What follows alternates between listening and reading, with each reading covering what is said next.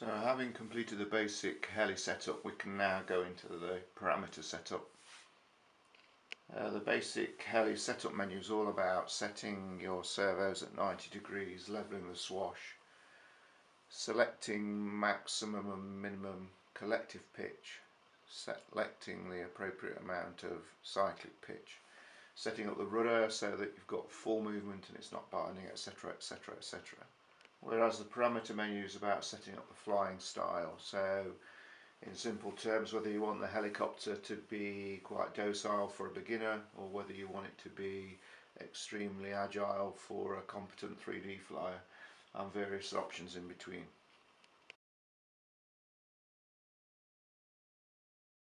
So if we go into the parameter menu, then you can see initially we are presented with the quick trim page.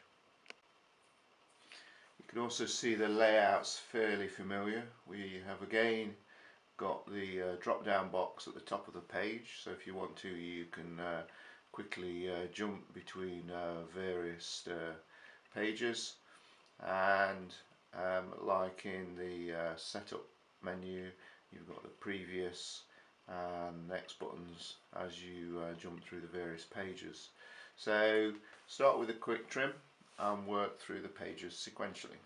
So the quick trim page is where you alter various values for each of the axes: the aileron axis, the elevator axis, the rudder axis and the collective, so that if the heli doesn't maintain its position in flight, hands off on the transmitter, for instance if it's continually rolling to the right, then you make corrections to the aileron value. If the nose of the heli isn't staying directly in front and the heli is continuously pirouetting, then obviously you change the rudder value. I think the default settings on this page for all the various quick trim values is 0. You'll notice here that everything's 0 except the rudder, which is 173. The reason for that is this flybarless unit has previously been set up, and 173 was the value that we found we needed to make sure that the heli held its heading. So you can't preset anything here. All you can do is leave the values at 0, see how the heli flies and adjust accordingly. Obviously if you're a beginner to the hobby, then you'll need a competent pilot to basically trim the helicopter out for you. So this page effectively replaces the trims that are on the transmitter, and as you remember earlier on in the basic heli setup, we set all those trim values to 0 and in fact removed the ability for us to change the trim in the transmitter. The artificial horizon values of roll axis and pitch axis, if you've got the bailout feature enabled through the Pro software, then that allows you to, when you hit bailout, if the helicopter doesn't maintain a level flight attitude, again you can make slight corrections to those values so it sits there quite happily with no input required from the pilot. So at this stage I'm not going to change any of those values there. Normally you'd leave them all set at 0. Because I know the value of 173 worked with this heli before when we set it up previously, I'm going to leave that set at 173 and I'm going to move on to the next page. So this is bank 1 control style. So I guess initially I should start with a brief explanation of what are banks. Banks are groups of settings that make the helicopter respond in a different way. So for instance you could set a bank up so that the helicopter is really agile, it's got really high rates of roll, it's got very little expo in it, in a manner that a competent 3D flyer would use. You could also set another bank so that the helicopter is really docile, it's got really low rates of roll, it's got quite high expo in it, it's got a really strong heading lock gyro on the nose, the sort of settings that maybe an F3C flyer would fly. So as a beginner, you'd obviously want the beginner settings, and you can see there's 5 options there which you can select, and that will give you a set of settings appropriate to that flying style. So you don't need to worry about the individual settings, say for aileron, for elevator. You just pick the appropriate button. So if you want to see what those beginner settings are, if you click the advanced view, you can see what the settings are behind the beginner values. So for aileron we've got rates of 200 and expo of 50. Similarly for elevator 250. For rudder 400 for the piro rate and 65 for the expo, and we've got 10 for the collective expo. So for the time being we'll go back to the normal view. So if we select the extreme settings, go into the advanced view, you can see that it's changed all those values we previously had, and that's to make the helicopter respond in a completely different way. You'll also notice that, for instance, I can change the aileron rate by using the minus button. I can increase the elevator rate if I want using the plus button. So the advanced view also allows you to customize the settings to suit your particular flying style. I suggest what you do initially though is leave the advanced view off, select the beginner settings if that's appropriate, or if you want to you could, depending on your flying skills, select one of the other buttons, and then I would just simply move on to the next screen.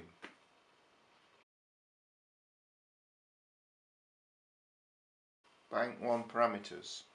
So in this menu again there's another set of settings which affect how the helicopter flies, how quick it responds, how agile it is, and you'll see that with each title, for instance speed, flight, stability, then the value in brackets 50 is the default settings.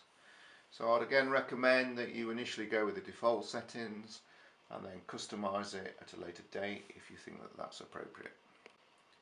The only thing that you would need to make sure is correct, if you scroll down to the bottom of the page, you'll notice that there's a button to select your rotor rotation.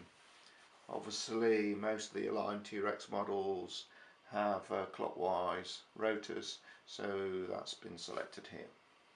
So nothing to change on this page, so let's move on to the next page. So bank 1 attitude control. So this page allows you to select the various attitude control modes or bailout modes if you require them. You'll notice at the moment that attitude control is off, and attitude control should always be off for bank 1. I'll say that again in case you missed it. Attitude control should always be off for bank 1.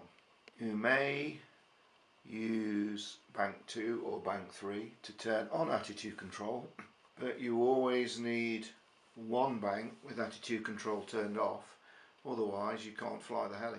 The hover pitch setting towards the bottom of the page is so that if you want to use bailout with collective control or 3D bailout with collective control, you can change the collective pitch setting that the bailout drives the pitch to.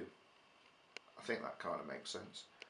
But because we want to be able to fly the heli without any of the assistance that the bailout and attitude control gives you, then we're leaving attitude control off, and there's nothing else to do on this page, so we'll go to the next page.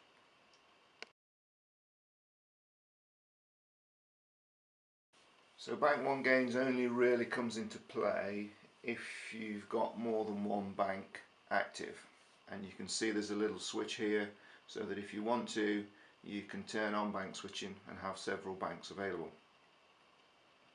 When you flick that switch you can see what gains are set in the software, and again the default values are given in brackets, and you can see that the values that are in there are the same as the defaults. And again, my recommendation is that you leave that set as is. Having activated that switch, we could go to the next page, and you can see then we're into bank 2, and we go through the same menu sequence for bank 2 as we went through for bank 1, and then eventually you go into bank 3 and you've got the same available again. But my recommendation is initially is that you only set up bank 1. You turn the bank switching active switch off, and you test fly the Heli like that, and then if you want to later on you can make more banks available and make customizations within those banks. But initially, until you've test flight the Heli, keep it simple, and there's no danger of something happening that you're not expecting. So you can see that having turned bank switching off, there's no longer a next button in the corner of the page. So that is the parameter menu complete. So we can hit the home button and return to the home screen, and the Heli is almost ready to fly. I say almost. You may get this warning when you first come to the home screen on Studio X. The gyro is disabled, do not attempt to fly, and also you've got a gyro off label just here. So we never set up the gyro when we were doing the basic Heli setup, and we can go through and set that up now. So if we access the gyro menu in the button, click the roller, we're in the function list, we scroll down to gyro, click the roller to select gyro, and you can see at the moment that it's inhibited. So what I'm going to do is I'm going to roll down to where it says inhibit, click it, and then I'm going to roll across. And in fact what I'm going to do is I'm going to use switch F, which is this switch just here. Select that, and then you can see that it gives you additional menu options. The reason I've chosen switch F is because initially I'm going to use position 0 of switch F to control the heading lock function of the flybarless unit in bank 1, but later on when we set up the attitude control and bailout functions, we'll also use this switch to control that. So note that it's also using the gear channel to control this, that the gyro setting is a positive value in position 0, which is what I'm going to use with bank 1. I guess what I could do is initially, because we're not using them, is set the other values to 0 and change them at a later date as and when I consider that appropriate. So we will back out of this and we'll see what effect that's had in Studio X. But initially what I'd like you to take note of is the gyro setting of 70. So having set the gyro setting to 70 in the transmitter, you'll note the warning flag has now disappeared, and instead of saying gyro off, it's got 109 HL. The HL is obviously heading lock, and the 109 is the relative gyro settings that the flybarless unit is using. Note the 109 doesn't directly relate to the 70 we set in the transmitter. If I move that switch F on my transmitter to position 1 or position 2, you'll notice again that the warning flag returns and the gyro off label also appears. So that, in fact, with the benefit of hindsight, perhaps a better way of setting that gyro channel up is to make sure initially that the gyro values are 70 both in position 0, position 1 and position 2, and then if I catch that switch accidentally, there's no danger of turning the gyro off in flight, which wouldn't be very good at all. So now if I flick between the various positions, which I'm doing currently on the transmitter for switch F, you can see that the gyro remains at 109 HL, stays on all the time. So I think that's probably a better way of operating it in the short term, and then later on I can put different values in there to activate the attitude control. Because this heli's been set up for someone that's relatively new to the hobby, and to make the heli less aggressive, then what I'm actually going to do now, having completed the setup in the Studio X for both the basic heli setup and the parameter menu, is modify the throttle curves and the collective curves. As I said, this is for someone that's relatively new to the hobby, so it's just a matter of quickly nipping into the function lists, down to throttle curve, and I'm just going to modify them so that they are set to 0, 60, 74, 83 and 92. So that's the throttle curve modified for both normal 1 and I'd look 2. So at the moment they're all exactly the same. And again, to make sure the heli is not too aggressive, I'm going to modify the pitch curves. In particular, I'm interested in making sure I limit the amount of negative pitch. And we're going to set 40, 45, 70, 73 and 94. And this time not forgetting also to modify the hold pitch curve, so that's the same as normal I'd look 1 and I'd look 2. That's it. I think the heli is now ready to fly, so we'll take it to the flying field. We'll do a range check on it, we'll check the fail-safe on it, and then we'll do a test flight. And if we're happy with the test flight, then we'll start making changes to possibly some of the parameter settings. But I think initially the heli should fly quite nicely as it's set up.